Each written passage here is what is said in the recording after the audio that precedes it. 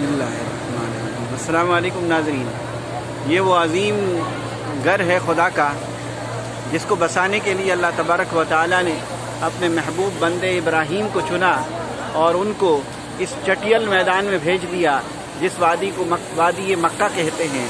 ये वादी मक्का का वो पहाड़ आपको दिख रहा है, इन बड़ी बड़ी इमारतों के बीच में वो पहाड़ आपको दिख रहा है। अगर आप मक्के की असल शक्ल देखना चाहें तो आपको महसूस होगा कि ये चटियल मैदान था।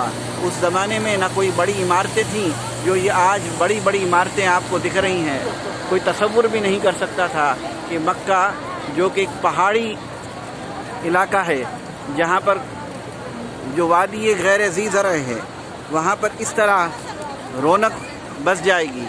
उस वादी चटियल मैदान में अपने महबूब को बसने के लिए हज़रत इब्राहीम को कहा गया और उनको हुक्म दिया गया व अज़्ज़िन फ़िन्नासि बिलहज यातूका रिजालन व अला कुल्ली ज़ामिरी मिन कुल्ली यातीना मिन कुल्ली फज्जिन अमीक।